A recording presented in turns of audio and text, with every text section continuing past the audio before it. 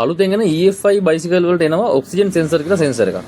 මොකක්ද මේ oxygen sensor එක කියලා කියන්නේ? මේකට O2 සෙන්සර් එක කියලා කියනවා, ලැම්ඩා සෙන්සර් එක කියලා කියනවා. ඔක්සිජන් සෙන්සර් එක කියලා කියන්නේ ඔයගේ බයික් එකේ එක්සෝස් ගෑස් එකේ තියෙන ඔක්සිජන් ප්‍රමාණය මැනගන්න සෙන්සර් එකට. මේක හයි කරලා තියෙන්නේ බෝර් එකයි අර තියෙන්නේ මොකද්ද මේ කැටලික් කරනවට කියලා එකක් තියෙනවා. අන්න ඒ දෙක අතර තමයි මේ ඔක්සිජන් සෙන්සර් එක සයිලන්සර් එක හයි කරලා තියෙන්නේ. මේක ඇත්තටම වැඩ කරන්නේ ෆීඩ්බැක් ලූප් එකක් විදියට. එන්ජින් එකේ දහනය වුණාට පස්සේ එන්ජින් එකෙන් එළියට යන එක්සෝස් ගෑස් එකේ කොච්චර ඔක්සිජන් ප්‍රමාණයක් තියෙනවද කියලා බලන එක තමයි කරන්නේ. ඒකෙන් එයා ෆීඩ්බැක් එකක් ගන්නවා දහනය හරියට වෙලාද කියලා ECU එක. ඒ සෙන්සර් එකේ තියෙනවා සෙරමික් ටිප් එකක්. ඒ සෙරමික් ටිප් එකෙන් සෙන්සර් කරනවා එක්සෝස් ගෑස් එකේ තියෙන ඔක්සිජන් ප්‍රමාණය වායු ගෝලයේ තියෙන ඔක්සිජන් ප්‍රමාණයට සාපේක්ෂව. සාමාන්‍ය වායු ගෝලයේ තියෙනවනේ ඔක්සිජන් 121ක්. හැබැයි එක්සෝස් ගෑස් එකේ තියෙන්න පුළුවන් 102ක් 104ක් අතර ඔක්සිජන් ප්‍රමාණයක් විතරයි. මොකද ඊටු ටික සේරම කම්බෂන් එකේදී දහන ක්‍රියාවලියේදී දහන වෙලා ඉවර වෙනවනේ. මොකද ඔක්සිජන් තමයි අපි දන්නවා ඔක්සිජන් කියන්නේ දහන පෝෂක වායුව. අපි හිතමු උදාහරණයක් විදියට මේ ඔක්සිජන් වැඩිපුර යනවා කියලා. ඔක්සිජන් වැඩිපුර ගියොත් එන්නේ මොකද වෙන්නේ? වැඩිපුර ඔක්සිජන් යනවා කියලා කියන්නේ ඔක්සිජන් සම්පූර්ණ ඔක්සිජන් ඉන්ධනයක් විදියට. ඔක්සිජන් දහනය කරන්න අවශ්‍ය කරන පෙට්‍රල් ටික ඇවිල්ලා නැහැ. පෙට්‍රල් අඩුයි. ඒ කියන්නේ මික්ස්චර් එක ලීන් මික්ස්චර් එකක් ඇවිල්ලා තියෙනවා. එතකොට ඒක එන්ජින් එකට හොඳ නැහැ. එන්ජින් එක සීස් වෙන්න පුළුවන්. ඒ වගේ ප්‍රශ්න වෙන්න පුළුවන්. එතකොට ඔක්සිජන් සෙන්සරෙන් ගන්න සිග්නල් එක අනුව ECU එකෙන් කරන්නේ ඉන්ජෙක්ටරේට සිග්නල් එකක් කරනවා තා පොඩ්ඩක් පෙට්‍රල් දෙන්න පුළුවන් කියලා. ඔක්සිජන් ප්‍රමාණය අඩුයි නම් ඒ කියන්නේ වැඩිපුර ඔක්සිජන් දහනය වෙලා. වැඩිපුර ඔක්සිජන් දහනය වෙලා කියලා කියන්නේ වැඩිපුර පෙට්‍රල් ඇවිල්ලා. එතකොට ECU එකට සිග්නල් එකක් දෙනවා ඔක්සිජන් ප්‍රමාණය අඩුයි කියලා. ECU එකෙන් ඉන්ජෙක්ටරය හරහා පෙට්‍රල් ප්‍රමාණය අඩු කරනවා. ඒ කියන්නේ ඉෆිෂන්සි එකත් වැඩි කරනවා. එන්ජින් එකේ උපරිම බලයත් ගන්නවා. උපරිම එෆිෂන්සි එකයි උපරිම බලයයි. දෙකම එකපාර ගන්න තමයි EFI සිස්ටම් එක හදලා තින්නේ. ඒකේ ෆීඩ්බැක් එක ගන්න ඔක්සිජන් සෙන්සරෙන් වැඩි හරියට උනාද කියලා. ඔක්සිජන් සෙන්සරේ මැල් ෆන්ක්ෂන් එකක් ආවොත් ෆන්ක්ෂන් කියලා කියන්නේ හොඳින් ක්‍රියාත්මක වෙනවා කියන එක, මැල් ෆන්ක්ෂන් කියලා කියන්නේ හරියට ක්‍රියාත්මක වෙන්නේ නැහැ කියන එක. ඔක්සිජන් සෙන්සර් එක මැල් ෆන්ක්ෂන් වුණොත් එහෙනම් මොකද වෙන්නේ? ඔක්සිජන් සෙන්සර් එක මැල් ෆන්ක්ෂන් වුණොත් එහෙනම් සම්පූර්ණ EFI ක්‍රියාවලියම මැල් ෆන්ක්ෂන් වෙන්න පුළුවන්. හරියට හරි කම්බෂන් එකක් එන්නේ නැහැ. එකක් අනිත් එක හරි පවර් එක එන්නේ නැහැ. පිකප් කරද්දී පිකප් වෙන්නේ නැහැ. අයිඩල් එක වෙනස් වෙන්න පුළුවන්. රෆ් අයිඩල් වෙන්න පුළුවන්. ඊට අමතරව තව ඉතාම වැදගත් දෙයක් තමයි එන්ජින් එක නොක් වෙන්න පුළුවන්. එන්ජින් එක නොක් කරනවා කියලා කියන්නේ සාමාන්‍යයෙන් 4 ස්ට්‍රෝක් එන්ජින් එකක් කියලා කියන්නේ ස්ට්‍රෝක් 4ක් තියෙනවා.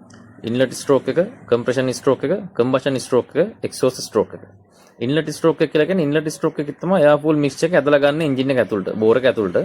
කම්ප්‍රෙෂන් ස්ට්‍රෝක් එක කියලා කියන්නේ ඒක කම්ප්‍රෙස් කරනවා. කම්බෂන් ස්ට්‍රෝක් එක කියලා කියන්නේ කම්බෂන් ස්ට්‍රෝක් එකේ තමයි ප්ලග් එකෙන් ස්පාර්ක් එක දෙන්නේ. තමයි ස්පාර්ක් එක දෙන මොහොත. එතනින් ගිනි ගන්නවා.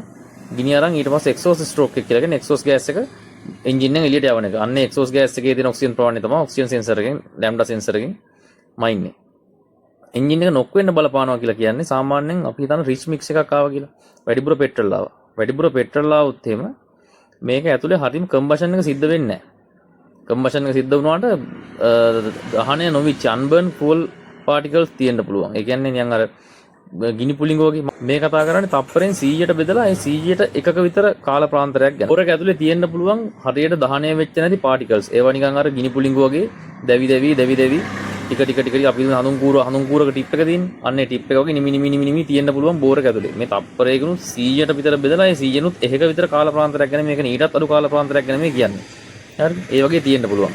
ඒවා මේ රිච් මික්ස් එකක් ආවොත් එimhe හරි මේ ඔක්සිජන් ප්‍රමාණයක් නැහැ. වැඩිපුර තෙල් ඇවිල්ලා තියෙනවා. තෙල් වලට සාපේක්ෂව ඔක්සිජන් ප්‍රමාණය අඩුයි. ඒතර සම්පූර්ණ පූර්ණ දහනයක් සිද්ධ වෙන්නේ නැහැ. අර්ධ දහනයක් තමයි සිද්ධ වෙන්නේ. අර්ධ දහනය සිද්ධ වෙලා භාගයට පිච්චිච්ච පාටිකල්ස්, ෆූල් පාටිකල්ස්, කාබන් කැලි තියෙන්න පුළුවන් බෝර් එක ඇතුලේ. මේව දැන් අර ස්ට්‍රෝක් සතර ඉන්ලට් ස්ට්‍රෝක් එකේ ඊළඟ අපි දැන් පළවෙනි බර්න් එක වුණා, කම්බෂන් එක වුණා, දෙවෙනි කම්බෂන් එක ගැන කතා කරන්නේ. දැන් දෙවෙනි කම්බෂන් එක වෙන වෙලාව ඇතුලේ අර පාටිකල්ස් තියෙනවා දැන් එන්ජින් එක ඇතුලේ. හරි භාගයට පිච්චිච්ච කැලි. උන්ට ඊළඟ රවුන්ඩ් එක යනකොට ඉන්ලට් ස්ට්‍රෝක් එක එනවා. ඉන්ලට් ස්ට්‍රෝක් එකෙන් ගන්නවා එයා ෆුල් මික්ස් එක. එයා ෆුල් මික්ස් එක ඇතුලේ අරවත් තියෙනවා දැන්. අර ගිනි පුලිංග වගේ කැලිත් තියෙනවා දැන්. ඊට පස්සේ කම්ප්‍රෙෂන් ස්ට්‍රෝක් එකේදී කම්ප්‍රෙස් කරනවා. කම්ප්‍රෙස් කරද්දී මෙන්න මේ ගිනි පුලිංගු රත් වෙලා මේ වගේ ඉග්නයිට් කරන්න පුළුවන්. ඒ කියන්නේ ප්ලග් එක ඉග්නයිට් කරන්න කලින් එන්ජින් එක ඇතුලේ ඉග්නිෂන් එකක් වෙන්න පුළුවන්. ඔන්න ඔය ක්‍රියාවලියට තමයි එන්ජින් එක නොක් වෙනවා කියලා කියන්නේ. ඒක හිතන්න RPM එක කියලා කියන්නේ revolution per minute 2000ට 3000ට යනවා කියන්නේ මිනිත්තුවකට බට කරගෙනවා 2000 3000ක් විතර එන්ජින් එකක්. ඒ එන්ජින් එක ඇතුලේ ඔය වගේ තප්පරයකට කීපාරක් වෙන්න පුළුවන්ද? විනාඩියක් ඇතුළත කීපාරක් වෙන්න පුළුවන්ද? බට 1000ක් කරගුණොත් මේ 1000 වතාවෙම ඔය වගේ ඔය එන්ජින් නොක් එක වෙනවා. ඉතින් ඔක්සිජන් සෙන්සර් එකේ එන data එක ෆීඩ්බැක් එක වැරදුනොත් එimhe එන්ජින් එක නොක් වෙන්න පුළුවන්. මොකද වැඩිපුර ෆෝල් ඇවිල්ලා ඇතුලේ තියෙන ඔක්සිජන් ප්‍රමාණයට අනුපාතයට වඩා වැඩි තෙල් ප්‍රමාණයක් આવුත් එම සම්පූර්ණයෙන් තෙල් දහනය කරන්න ඔක්සිජන් මදි වෙනවා. එහෙම වුණොත් එම දහනය වෙච්ච නැති අර්ධ වශයෙන් දහනය වෙච්ච full particles, carbon particles engine එක ඇතුළට රැඳෙන්න පුළුවන්. සෙන්සර් එකේ ෆෝල්ට් එකක් පෙන්වපු පළියට සෙන්සර් එක මාරු කරන්න අවශ්‍ය වෙන්නේ නැහැ. ක්ලීන් කරලා බලන්න පුළුවන්.